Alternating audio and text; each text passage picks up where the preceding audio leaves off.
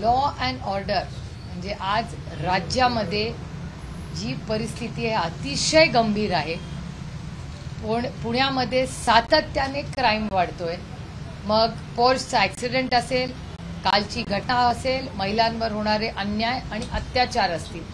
पुणे आणि महाराष्ट्रामध्ये डेटा सांगतो, मी आरोप करत नाहीये, पण जर तुम्ही सगळा डेटा पाहिला महाराष्ट्राचा तर केंद्र सरकारचा डेटा सांगतो की महाराष्ट्रात क्राईम वाढलेला आहे आणि त्याचं एपिसेंटर आधी नागपूर असायचं, आता पुण्यामध्ये मग ड्रग्ज असू दे, हिट अँड रन केस असू दे, काल पोलिसांवर झालेली जी घटना असेल ती असू दे, अतिशय पुण्यामध्ये आणि महाराष्ट्रामध्ये क्राईम हा सातत्याने वाढतोय आणि अतिशय काळजीची ही परिस्थिती महाराष्ट्रात आहे. वॉशिंग पावडर, दुसरं काय बोलणार. दुर्दैव आहे की महाराष्ट्राच्या आरोप आणि प्रत्यारोपांची चेष्टा करून ठेवली आहे आजच्या सरकारने. आईस, इन्कम टॅक्स, सीबीआय, ईसी. वायकरजींच्या फॅमिलीशी मी किती वेळा बोलली आहे मला माहिती आहे, पण माझं पोट खूप मोठं आहे त्याच्यामुळे मी बोलणार नाही काय. पण ज्या पद्धतीने त्यांच्यावर आरोप केले, मला भारतीय जनता पक्षाला एकच प्रश्न सातत्याने, म्हणजे अशोक चव्हाणांच्या वेळीच मी तोच प्रश्न विचारत होते, जेव्हा त्यांनी राष्ट्रवादी काँग्रेस पक्षाच्या नेत्यांवर आरोप केले तेव्हाही तोच प्रश्न होता, आजही तोच प्रश्न आहे की भारतीय जनता पक्ष सातत्याने लोकांवर आरोप करतात, त्याच्यानंतर त्यांना भारतीय जनता पक्षात किंवा त्यांच्या मित्र पक्षात प्रवेश घेतात आणि त्याच्यानंतर ते मंत्री, आमदार, खासदार किंवा कुठल्या पदावर बसतात. तर मग दोनच गोष्टी आहेत की भ्रष्टाचार भारतीय जनता पक्षाला मान्य आहे आणि ते भ्रष्टाचार लीगल करणारी पार्टी कुठली आहे तर ती भ्रष्ट जुमला पार्टी म्हणजे भारतीय जनता पक्ष. हा एक पूर्ण दाखवताना पूर्ण स्टोरी दाखवा, कारण का हा एक भाग असू शकतो. त्याचा दुसरा भाग असा आहे की हे लोक भ्रष्टाचारी नाहीत, कारण का आरोप तर मी केलेला नाही. आरोप करायचे, लोकांकडे आपल्याकडे प्रवेश करून घ्यायचा, आपली राजकीय ताकद वाढवण्याचा प्रयत्न करायचा आणि मग क्लीन चिट द्यायची.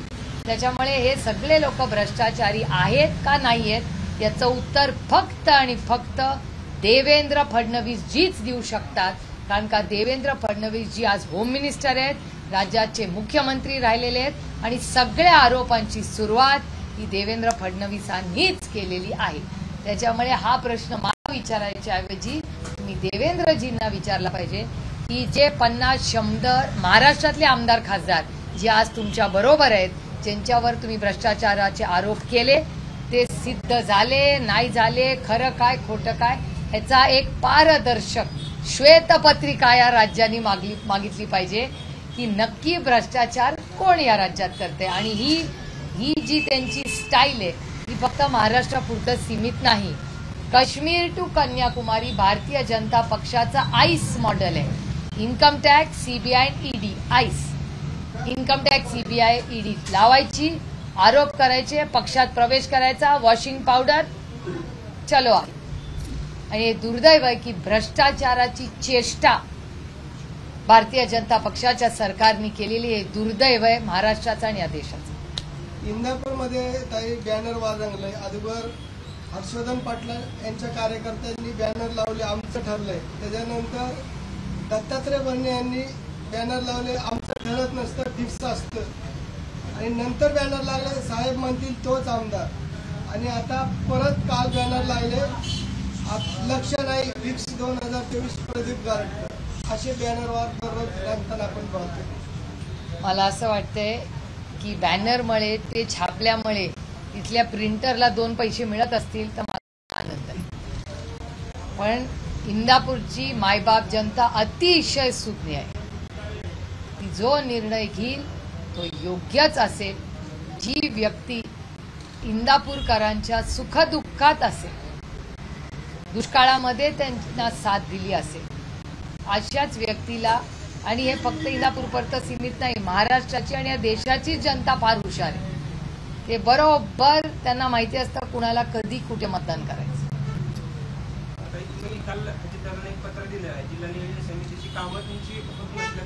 मी पालकमंत्र्यांना दिले. मी अजित पवारांना इंडिव्हिज्युअल पत्र नाही लिहिलेलं. मी पालकमंत्री म्हणून या राज्याचे माननीय उपमुख्यमंत्री श्री अजित पवार यांना मी पत्र लिहिलेलं आहे. याचं कारण असं की अमोल कोल्हे आणि मला आम्ही अनेक कामं, आमची वैयक्तिक कामं एकही नाही. तुम्ही कुणालाही विचारू शकता. मी 18 वर्ष खासदार आहे. मी कुठलंही माझं वैयक्तिक कामासाठी ना कुठल्या नेत्याकडे गेले किंवा काय. ही सार्वजनिक मायबाप जनतेच्या कामासाठी आम्ही निधी मागतो आणि तो निधी ना मला मिळतो ना अमोलदादांना मिळतो. अनेक लोक असे आहेत जे साधे मेंबर्स आहेत किंवा मेंबर्स नाहीच आहेत, त्यांना करोडो रुपयाचा निधी दिला जातो. पण आम्ही इलेक्टेड रिप्रेझेंटेटिव्ह, आम्ही निवडून आलेले लोकांचे प्रतिनिधी आहोत आणि 5% तर आमचा अधिकार आहेच ना. आणि आम्ही काय आमच्या ना अमोलदादा त्यांच्या घरचा रस्ता मागताय ना मी मागतो. आम्ही फक्त मायबाप जनतेची सेवा करण्यासाठी अमोलदादांनी इलेक्शन, मायबाप जनतेने पुन्हा एकदा आम्हाला दोघांना संधी दिली. याबद्दल आम्ही दोघंही नतमस्तक आहोत या सगळ्या लोकांच्या समोर आणि त्यांच्यासाठीच तर आम्ही विकास कामासाठी तर लढतोय. आणि जर आम्हाला निधी, तो आम्हाला वैयक्तिक नकोय, सरकारने ती डायरेक्टली कामं करावी, आमचं काही म्हणणं नाही. त्यांना क्रेडिट हवंय जरूर घ्यावं, आम्हाला क्रेडिट नकोय, आम्हाला काहीच नकोय. आम्हाला फक्त आमच्या लोकांचा विकास व्हावा एवढीच प्रांजळ आमची भूमिका आहे. आता हा प्रश्न तुम्हाला त्यांना विचारायला लागेल, सरकारला. मी कसं त्याचं उत्तर? मी अनेक दिवस मागणी करून करून थकले तेव्हा पत्र लिहिलं ना मी. अधिवेशनात हाच आरोप पांडुरंग कचरेने देखील केलेला होता. त्यावेळी देखील तुम्ही आणि पवार साहेब देखील उपस्थित होते. भाजपच्या लोकांना देखील निधी मिळत होता. आता विरोधकांना जाणीवपूर्वक दिला जात नाही निधी असं वाटतंय. या प्रश्नाचं उत्तर तुम्हाला सरकारला विचारावं लागेल. कारण का आम्ही सातत्याने, आमचं काम आहे की लोकप्रतिनिधी म्हणून, लोकांचा प्रतिनिधी म्हणून आम्ही काम करतो. हा निधी आम्ही लोकांच्या सेवेसाठी आणि विकासासाठी मागतो आणि तो सगळा पारदर्शकपणे त्यांच्या समोर आहे. त्यामुळे त्यांनी ही आणि आमच्या अधिकाराची आहे, एवढीच आमची माफक अपेक्षा. अधिवेशनामध्ये शेतकऱ्यांना भरघोस अशी आश्वासनं देण्यात आली, परंतु प्रत्यक्षात ती आता अंमलात येतील असं वाटतंय तुम्हाला? बजेट हे इलेक्शनच्या आधीचं बजेट आहे, त्याच्यामुळे अर्थातच त्याच्यात प्रचंड जुमले येणार हे अपेक्षितच होतं. म्हणजे मला तरी अपेक्षितच होतं. आणि अशा परिस्थितीमध्ये इलेक्शन म्हणजे विधानसभा, लोकसभेमध्ये झालेली परिस्थिती आणि येणारी विधानसभा लक्षात ठेवून त्यांनी अनेक निर्णय घ्यायचा एक प्रयत्न केलेला आहे. पण सगळ्यांनाच माहिती आहे, म्हणजे काल पण मला काही महिला भेटल्या आणि म्हणल्या आम्ही पटपट फॉर्म करून घेतोय ताई, माहिती नाही पुढे या स्कीमचं काय होईल. त्यामुळे ह्या सरकारवर दुर्दैवाने या ट्रिपल इंजिन, मी तरी त्यांना अजून ट्रिपल इंजिन समजते, कारण का 3 पक्षांचं ते सरकार आहे, ते स्वतःच आता डबल इंजिन म्हणायला लागले. नक्की किती इंजिनचं सरकार आहे मला माहिती नाही. पण ह्या सगळ्या दुर्दैव आहे की महाराष्ट्राच्या ह्या 200 आमदारांच्या सरकारमध्ये पूर्णपणे सरकार, महिला असेल किंवा नीटची परीक्षा असेल, मुलांना देणारी फी असेल, या प्रत्येक बाबतीत महागाई, बेरोजगारी, भ्रष्टाचारी हे सरकार आहे. वडेट्टीवारांनी आरोप केलेला आहे की जे खेळाडूंना 11 कोटी रुपये दिले आहेत ते जर विकासासाठी आणि शेतकऱ्यांसाठी दिलं असतं तर त्याचा फायदा झाला असता. नाही, चांगली सूचना आहे. माझं म्हणणं आहे क्रिकेटरांना दिले ठीक आहे, तो सरकारचा अधिकार आहे, पण त्यातले 11 कोटी जसं क्रिकेटला दिले त्याचं स्वागतच आहे. पण त्याचबरोबर आणखीन 11 कोटी कुस्ती असेल, मातीतले सगळे खेळ असतील, हॉकी असेल, व्हॉलीबॉल असेल, बॅडमिंटन असेल, अनेक मुलं आपली आहेत, स्विमिंग असेल, आर्चरी असेल, ह्याच्यात पण ते सगळे बक्षीस मिळून येतात. ते एक सरसकट का नाही एक महाराष्ट्र सरकार पॉलिसी करत की जो देशाच्या पातळीवर किंवा इंटरनॅशनली काही खेळून येईल त्याचा आम्ही मान सन्मान करू, एकच बक्षीस ठेवा सगळ्यांना, त्याचं स्वागत करीन. राज्यात लवकरच महाविकास आघाडीचे सरकार येणार आहे आणि यामध्ये बाळासाहेब थोरात मुख्यमंत्री होतील असं वक्तव्य त्यांची खात्याचे थोरात यांनी. अर्थातच जर तिला वाटत असेल तर त्याच्यात गैर काय. पण महाविकास आघाडी सरकार बदलणार आहे का महाराष्ट्रातलं? तर हो, महाराष्ट्रातलं सरकार बदलणार आहे ऑक्टोबरमध्ये. कुठल्या कारणामुळे बदलेल असं तुम्हाला वाटतं? नाही, अर्थातच महागाई, बेरोजगारी, भ्रष्टाचार, शेतीचं तुम्ही बघताय काय, दुधाला भाव आहे का, साखरेची परिस्थिती, सातत्याने बदलणारी त्यांची पॉलिसी, कांद्याचं सगळंच तुम्ही पाहिलेलं काय झालेलं आहे. त्याच्यामुळे बेरोजगारी, महागाई, भ्रष्टाचारी हे सरकार आहे. कालच मला कोणीतरी सांगितलं हे सरकार MBBS आहे, महागाई, बेरोजगारी, भ्रष्टाचारी सरकार. पण मला डॉक्टरांना दुखवायचं नाहीये, कारण का त्या व्यक्तीने मला सांगितलं MBBS सरकार झाले, पण त्या बिचारा ते MBBS लोकांची का तुम्ही बदनामी करताय, दुसरं काहीतरी शोधा नाव. मुंबईमध्ये राहुल गांधींनी एक संसदेमध्ये वक्तव्य केलं होतं, त्याच्यावर विरोधात बॅनर्स लागलेत आणि त्याच्यामध्ये असं म्हटलंय हिंदू विरोधात गुलाचं समुद्र. कोणी लावलं हे बघावं लागेल. मी स्वतः त्या भाषणाला होते, भाषण लाईव्ह होतं. आजकाल काय झालंय, उठा आणि लावा बॅनर असं दुर्दैव झालंय. रांगे पाटलांना 13 तारखेपर्यंत सरकारने अल्टिमेटम दिला होता, जवळ 13 तारीख आली आहे. कशी परिस्थिती पुढची बघता असं तुम्हाला वाटतं? मला वाटतं 13 तारखेपर्यंत बघूया. सरकारने जर त्यांना शब्द दिला असेल, आज 6 तारीख आहे ना, 13 तारखेला बघूया. का तुम्ही ट्विट केलंय आणि राज्यामध्ये कायदा सुव्यवस्थेचा बोलबाला होता असे ट्विट करून हो खरंच आहे ना, पण डेटा स्पीक्स फॉर इटसेल्फ. मी काय ही माझी काल्पनिक कथा नाहीये. महाराष्ट्र सरकारचा डेटा सांगतो की यार, आणि तो डेटा माझा फक्त नाही, हा केंद्र सरकारचा डेटा आहे. केंद्रात त्यांचंच सरकार आहे ना, त्यांच्याच विचाराचं सरकार आहे, तर त्यांनीच डेटा दिलाय, तोच मी शेअर केला. पुण्यातील महिला वाहतूक पोलीस अधिकाऱ्यांना दरोडा टाकण्याचा प्रयत्न. होय, दुर्दैव आहे. काय करतंय सरकार? महाराष्ट्राचं गृह मंत्रालय काय करतंय, गृहमंत्री काय करताय, आणि सातत्याने मग नीटच्या परीक्षेचा भ्रष्टाचार असेल, आज ती लाडकी बहिणीची जी स्कीम चालली आहे त्याच्यात होणारे घोळ असतील, त्याच्यानंतर आज ज्या पोर्ट्सची जी केस झाली त्याच्यात रक्ताचा बदला बदली, म्हणजे प्रशासन होतंय का नाही या राज्यामध्ये? सगळा सावळा गोंधळ चाललेला आहे या राज्यामध्ये. विस्कळीतपणा. 200 आमदारांचं सरकार आहे, पण तुमच्या माझ्या पदरात काय पडलं या सरकारमध्ये? सर्वसामान्य मायबाप जनतेला काय मिळाले? विकास कुणाचा झाला या सरकारमध्ये? इथून बाहेर जाऊन बसा भिगवण चौकाच्या पुढे, आज सकाळी तिथे ऍक्सिडेंट होता होता राहिलेत परत. त्याच्यामुळे नक्की विकास आणि हा सगळ्या ज्याबद्दल जे सरकार बोलत राहतं त्याच्यातून भलं कुणाचं झालंय हाच मोठा प्रश्न आहे ना. दुर्दैव आहे की महाराष्ट्र आज देशामध्ये जी पुरोगामी विचाराची अग्रेसिव्ह डेव्हलपमेंट राज्य आहेत त्याच्यात प्रत्येक गोष्टीत महाराष्ट्राचा नंबर खाली जायला लागलाय. आणि हा माझा डेटा नाही, हा भारत सरकारचा डेटा आहे. ताई, राहुल गांधी वारीला 14 तारखेला भेट देणार असं कळतंय, पालखीचे स्वागत करणार आहे असं देखील समोर आले. सगळ्यांचं स्वागत. मी 18 वर्ष 1-2 दिवस चालते. मी यावर्षी माझा दिवेघाट राहून गेला चालायचा, कारण का पार्लमेंटमध्ये तुमच्याच आशीर्वादाने मी पार्लमेंटला गेले आणि त्यानंतर त्या दिवशी प्राईम मिनिस्टरचा रिप्लाय होता. त्याच्यामुळे मी दौंडला आणि पुरंदरच्या दोन्ही त्या जेव्हा पालखी येते पुरंदर तालुक्यात आणि दौंड तालुक्यात मी नेहमी दरवर्षी स्वागताला असते आणि एक दिवस मी तिथे चालते. यावर्षी आदरणीय पवार साहेब त्याच्यासाठी येत आहेत, ही आमच्यासाठी खूप आनंदाची गोष्ट आहे. राहुलजी येत आहेत, महाराष्ट्राचे माननीय मुख्यमंत्री येत आहेत आणि महाराष्ट्राचे माननीय मुख्यमंत्रीही होत आहेत. त्याच्यामुळे अतिथी देवो भव, सगळ्यांचं पालखीमध्ये स्वागत आहे. संसदेमध्ये इंडिया आघाडीचे म्हणजे आपल्या खासदार बरेचसे आक्रमक झाले, एकंदरीत जो मागच्या वेळेसपेक्षा जो संख्या बरेच आपली वाढलेली आहे, त्यामुळे तो कॉन्फिडन्स सगळ्यांमध्ये दिसतो. हो, संख्येचा विषय नाही हा, नीटच्या परीक्षेमधला भ्रष्टाचार आहे हा. या राज्यातल्या देशातल्या मुलांच्या फ्युचरचा विषय. किती करप्शन होतंय, भ्रष्टाचार आहे तो नीट परीक्षा म्हणजे. त्याच्यासाठी लढायला नको. आज 100-200 नाही, आम्ही किती असतो तरी आम्ही ताकदीने लढलो असतो.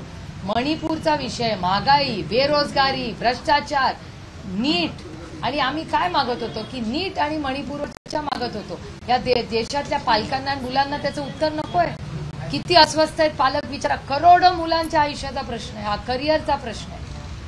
त्याच्यामुळे आम्ही मागण्या करत होतो, पण अतिशय असंवेदनशील सरकार आहे, त्यांना उत्तर द्यायला आवडत नाही आणि चूक तर मान्य करणं तर अशक्यच आहे. यांच्याकडून अपेक्षा करणं पण चुकीचं. केंद्रामध्ये पुन्हा मोदी सरकार आलेलं आहे आणि आपण बघतोय की राज्यामध्ये ओबीसी आरक्षण असेल, धनगर आरक्षण असेल, मराठा आरक्षण असेल किंवा मुस्लिम आरक्षण असेल, लिंगायत आरक्षण असेल, याचा प्रश्न येणाऱ्या विधानसभेच्या निवडणुकीआधी केंद्र सरकार मार्गी लावलं असं वाटतं. एक तर आजकाल ते मोदी सरकार म्हणत नाही, ते NDA सरकार म्हणतात. म्हणजे हा एक बदल झालेला आहे की स्वतःला ते मोदी सरकार म्हणत नाही आणि मी म्हणत नाही. मी जे माझ्या कानावर पडलं, तुम्ही रेकॉर्डवर पाहिलं असेल, ते NDA सरकार म्हणतात आता. आणि NDA सरकारकडे मी अनेक वेळा हे तुमच्याही सगळ्या चॅनल्सवर म्हणले आहे, मराठा, धनगर, लिंगायत, मुस्लिम, भटक्या विमुक्त समाजाचे सगळ्यांचे जे काही आरक्षणाचे प्रश्न आहेत त्याचे कॉम्प्रिहेन्सिव्ह बिल करा. ती इथून महाराष्ट्रातून ते कॉन्स्टिट्यूशनल अमेंडमेंट त्याला लागणार, तर इथून सगळ्यांनी महाराष्ट्र सरकारनी ते पूर्ण बिल दिलेला राष्ट्रवादी काँग्रेस पक्ष आम्ही पूर्ण ताकदीने महाविकास आघाडीच्या वतीने मी सांगते की आम्ही ताकदीने त्याच्या सरकारबरोबर आम्ही उभं राहू, पण त्याच्यासाठी एक कॉम्प्रिहेन्सिव्ह बिल महाराष्ट्र सरकारने दिल्लीला पाठवलं पाहिजे. अजूनही वेळ आहे, इथे 200 आहेत आणि तिथे आम्ही त्यांना सपोर्ट करू. त्याच्यामुळे मराठा, धनगर, लिंगायत, मुस्लिम आणि भटक्या विमुक्त समाजाच्या आरक्षणाबद्दल आम्ही चर्चेला, मार्ग काढायला आणि मतदान करायला पूर्ण ताकदीने असेंब्ली आणि पार्लमेंटमध्ये तयार. महाराष्ट्र सरकारने प्रस्ताव आणावा. काही शिवसेना चिन्ह आणि पक्ष तसंच राष्ट्रवादी पक्ष आणि चिन्ह याच्यावरती सुप्रीम कोर्टामध्ये 15 आणि 16 जुलैला सुनावणी होणार आणि उद्या पण सोमवारी पण आहे, मी चालले दिल्लीला. विधानसभेच्या निवडणुकीच्या निकालाआधीही निकालाची शक्यता आहे आणि यामध्ये या अगोदर जे किंवा आहेत यावरून तुम्हाला काय वाटतं? मला काय वाटतं हा विषय नाही, सत्य काय आहे त्याला महत्व आहे. मला काय वाटतंय कोई मायने नाही रखता. सत्य काय आहे? सत्य की बाळासाहेब ठाकरेंनी, आदरणीय बाळासाहेब ठाकरेंनी पक्ष स्थापन केला.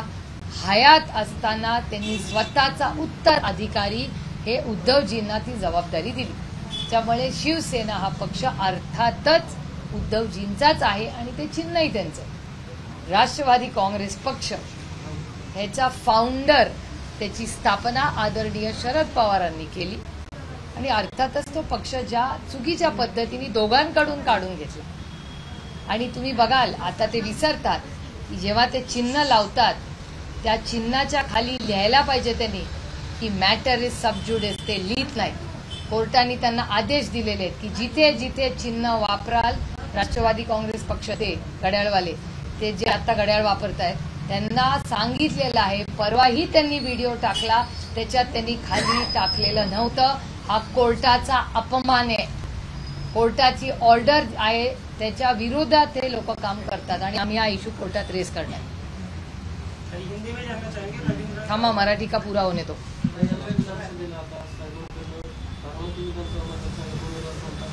महाविकास आघाडीची चर्चा काल एक मीटिंग झाली. पुढच्या काही आठवड्यामध्ये सीट वाटप होईल. सीट वाटप झाल्यानंतर उमेदवाराची चर्चा होईल. आता कुठली सीट कोणाला निघणं सुटणार आहे याची अजून चर्चा नाही झालेली, डिटेल चर्चा नाही झाली. मोठा झाली आहे पण डिटेल चर्चा. आता बघूया ना, प्रत्येक ठिकाणी सर्वे होतील, कार्यकर्त्यांच्या मागण्या असतील, अनेक असतील, तर ते सगळे जी कमिटी असेल पक्षाची, पहिली तर मोठी महाविकास आघाडीची कमिटी असेल, त्याच्यानंतर प्रत्येक पक्षाची, मित्र पक्षांची कमिटीज असतील, त्याच्यानंतरच कॅन्डिडेट कोण आहे, उमेदवार कोण आहे हे कळेल. लोकसभेची निवडणूक नणंद विरुद्ध भावजय झाली. आत्ताची विधानसभा विरुद्ध पुतण्या अशी दिसते. ती तुमच्यासाठी असेल, माझ्यासाठी ती इंडिया अलायन्स वर्सेस एनडीएच होती आणि ती कायम तशीच राहील. मी कधीही कुठलंही इलेक्शन कुठल्या व्यक्तीच्या विरोधात लढत नाही. माझी लढाई वैचारिक आहे. हे माझ्या कृतीमध्ये, माझ्या भाषणांमध्ये हे दिसतं.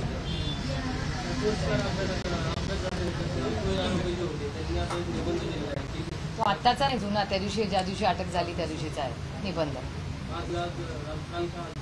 नाही, तो आलाय बाहेर आता, पण लिहिला आधीच आहे.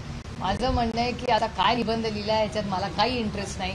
2 मुलं जी पुण्यामध्ये येऊन नोकरी करत होती, स्वतःच्या मेरिटवर काम करत होती, त्यांच्या ज्या पद्धतीने क्रूर हत्या त्या 2 मुलांची झालेली आहे, ती कोणीही केलेली असेल आणि काही कारण असू दे, इट इज नॉट व्हॅलिड. अशा ज्या कृती होतात, ज्या चुकीच्या असतात, त्याला शिक्षा ही झालीच पाहिजे. हा देश नियम कायद्याने चालतो. कुणाच्या वडिलांकडे जास्ती पैसे आहेत किंवा सत्ता आहे त्याच्यावर हा देश चालत नाही. हा देश संविधानानेच चालतो आणि नियम कायद्यानेच चालला पाहिजे. ओके. हिंदी में जानना चाहेंगे रविंद्र भाईचारे को वॉशिंग मशीन, आप ही बताइए मुझे कि आरोप प्रत्यारोप कौन करता रहता है? भारतीय जनता पार्टी इसका जवाब दे. मैं कैसे दे सकती हूँ? आप भारतीय जनता पार्टी को आपने पूछना चाहिए, क्योंकि 2 इसमें आप सोचने वाली बात है. उसमें 2 सिचुएशंस हो सकती है. एक कि अगर जब ये भ्रष्टाचार के आरोप करते हैं तो भ्रष्टाचारी हो तो न खाऊंगा न खाने दूंगा, उनको पता है क्या चला है. लेकिन अगर भ्रष्टाचारी नहीं हो तो इन जिनके आज तक भारतीय जनता पार्टी ने आरोप किए हैं उसके बाद उनके साथ अलायंस किया है, उनसे माफी मांगनी चाहिए, उनके फैमिली से माफी मांगनी चाहिए कि हमारे आरोप गलत थे। तो इधर भारतीय जनता पार्टी का ये बहुत बड़ा षड्यंत्र है, जहां वो विरोधकों को ice, income tax, CBI, ED में अटकाते हैं, उसके बाद उनको अपनी पार्टी में लेते और अपनी ताकत बढ़ा के उसके बाद क्लीन चिट दे सकते, ये बात है। और अगर भ्रष्टाचारी हो तो बीजेपी एक ऐसी पार्टी है जो अगर आप कुछ भी करो, आपका कितना भी काला पैसा हो, धन हो, कुछ भी हो, उसको व्हाइट करने की बहुत बड़ी एजेंसी। ये क्रिकेटर को 11 करोड़ रुपए दिए हैं। पिछले कई महीनों से 1168 किसानों ने आत्महत्या की, उनको पैसा देना चाहिए। बिल्कुल सही है ये बात, तो मांग ही करे, क्रिकेट कर दो, ये अधिकार सरकार का है, लेकिन क्रिकेट के साथ उन्होंने किसानों को, दूध को भी पैसा दिया होता तो बहुत अच्छी, हम उसका स्वागत करते। और इस देश में बहुत सारे ऐसे खिलाड़ी हैं जो इंटरनेशनल खेल खेलते हैं, कभी उनका स्वागत मैंने नहीं देखा। उनको कुछ पैसा इन्होंने दिया है, कभी सुना है? बैडमिंटन हो, कुश्ती हो, बहुत सारे खेल, आर्चरी हो, हमारे बच्चे जाते हैं, परदेश जाते हैं, अच्छे मेडल जीत के आते हैं, कभी उनको कभी बुलाया, उनको कभी ऐसा उनका स्वागत हुआ है? क्रिकेटर को दे वो उनका अंतर्गत मामला है, लेकिन क्रिकेट का भी आप भला करें, उसके साथ बाकी भी खेलों का करें और किसानों का भी करे, महिलाओं का करे, सबका करे। सत्ता किसके लिए होती है? सेवा करने के लिए। मुख्यमंत्री लाडली बहना योजना जो कैसे देखते हैं आप, महिलाओं को उसका फायदा होगा? एक तो 1,500 रुपया जो दे रहे, इतनी महंगाई इस देश में है, मैंने हिसाब भी किया था कि 1,500 रुपया में क्या क्या आएगा, पूरे महीने का किराना माल भी है वो नहीं आएगा। आप देखिए महंगाई, सब्जी कितनी महंगी हुई है, तेल, आटा, सिलेंडर, क्या सस्ता है। 1,500 रुपये से क्या मिलने वाला है? थोड़ा दिया है, कोई बात नहीं, मैं उसका स्वागत करूंगी, जो अच्छा है उसको अच्छा कहना चाहिए। तो 1,500 रुपया अच्छी बात है, लेकिन 1,500 रुपये में हमारी बहनों का कुछ भला नहीं इस देश राज्य में होने वाला है, क्योंकि महंगाई बढ़ चुकी है। आप दवाई देखिए, अभी तो ये छोड़िए, आपके जो मोबाइल आप यूज कर रहे हैं ना, उसका रिचार्ज भी महंगा हो गया है, बिजली भी महंगाई हो गई। तो 1,500 रुपया, और ये जुमला भी देखिए बराबर इलेक्शन के पहले आ गया। इलेक्शन खत्म होते ही बंद की जाएगी स्कीम? नहीं, हमारी सरकार आएगी, हम इस स्कीम को बंद नहीं करेंगे, इसकी स्कीम को हम और इम्प्रूव करेंगे, और हर महिला जो इस स्कीम में है उसको हाथ को काम देने की भी कोशिश करेंगे। ये हमारी सारी बहनों को सिर्फ पैसा नहीं मिलेगा, हाथ में काम बन के उसकी ताकत हम बनेंगे। महाविकास आघाड़ी की सरकार आती है तो कितना रुपए मिल सकता है? 1,500 से अभी ऐसा बजट के इनके तरह हम लोग सरकार नहीं चलाते जुमलेबाजी करके, 15 लाख वाले थे नहीं आए, कर्जा माफ किसानों का नहीं हुआ। हम लोग जुमलेबाज वाली सरकार नहीं, हम सेवा वाली सरकार है। तो हम जो बोलेंगे जिम्मेदारी से ही बोलेंगे, लेकिन इस देश की, इस राज्य की हर महिला और बच्चे का मान सम्मान करेंगे, उसको मेरिट पे महाराष्ट्र में नौकरी मिलेगी, इसके लिए भी पूरी ताकत से कोशिश करेंगे। काल तुम्ही रेल्वे अधिकाऱ्यांना भेटून मागणी केली, त्याच्यामध्ये ते कर्जत बारामती जी ट्रेन होती बंद आहे त्या संदर्भात ते म्हणतात व्हायबल नाहीये, त्यांना भिगवणला स्टॉप मागितला, दौंडला स्टॉपेजेस वाढवून मागितला, त्यांना एफिशियन्सी रेल्वेची मागणी मुंबईवरून अपडाऊन करणारी सुद्धा लोक आहेत बारामती. आहेत ना. Railway is a big mess. रेल्वेच्या मध्ये स्टॉपेजेस कमी करून त्यांची एफिशियन्सी वाढवली आहे, पण भरडला जातोय सामान्य माणूस. That is a sad part. मुंबईवरून लोकांना त्यांचं म्हणणं आहे ती हे व्हायबल नाही आहे फायनान्शियली. आता काय प्रश्न? जिल्हा नियोजन समितीचं पत्र दिलेलं आहे. हिंदी जानना चाहेंगे जिल्हा नियोजन समिति डीपीडीसी में हर सांसद को पैसा मिलता है और हमारी हमेशा मांग होती है, वो हमारे कोई वैयक्तिक काम तो नहीं होते, और साल 1.5 साल से वो निधि हमें नहीं मिल रहा है। इसीलिए मैं पूना डिस्ट्रिक्ट के जो पालक मंत्री है, गार्डियन मिनिस्टर है, उनको खत लिखा है कि हमारे लिए डेवलपमेंट के लिए आप पैसा दे दीजिए, हम पे अन्याय हो रहा है। कौन कौन से जिलों में, तालुका में? पूरा पूना डिस्ट्रिक्ट, हर तालुका में यही आते हैं। हम जब जब काम की मांग करते तो हमारे घर का तो रास्ता, हम माए बाप जनता की सेवा के लिए तो खत लिख रहे हैं, उसी के लिए तो पैसा मांग रहे हैं, हम थोड़ी खुद के लिए मांग रहे हैं। बारामती और अमोलपुरा की हम वो तो पूना डिस्ट्रिक्ट हो गया ना, पूरा निर्वाचन क्षेत्र उनके 6 है और मेरे 6 है। तो हमारे दोनों निर्वाचन क्षेत्र में तो 80% जिला होता है, पूना डिस्ट्रिक्ट। एबीपी माझा, उघडा डोळे बघा नीट।